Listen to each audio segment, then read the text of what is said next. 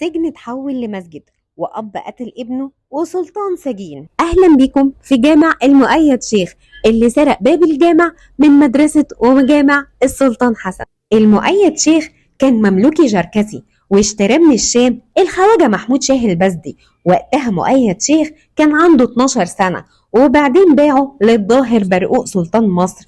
ولما اشترى الظاهر برقوق أصبح من أهم رجاله، لأن كان معروف عنه الذكاء. سلطان برقوق الناس وقعت بينه وبين المؤيد شيخ لدرجة إنه سجنه في خزانة شمائل، وهو في السجن كان نادر الندر إنه أول ما يخرج هيخلي السجن ده جامع كبير. وأول ما خرج وبقى سلطان على مصر فعلا بنى الجامع الكبير مكان السجن، ولكنه سرق باب الجامع من مدرسة وجامع السلطان حسن مقابل 500 دينار، ولكنه أوقف بلد بأكملها جنب مدينة أها علشان يكون الخراج الخارج من الوقف ده رايح لجامع ومدرسة السلطان حسن كتكفير لذنب إن هو سرق الباب من مدرسة وجامع السلطان حسن. طلب من الرخامين إنهم يروحوا يجيبوا الرخام من كل بيت عنوة وعلشان يبنوا المسجد هنا، وفعلا جابوا الرخامين اللي هم بتوع الرخام يعني، وبنوا المسجد هنا بالاساس اللي انتوا شايفينه ده.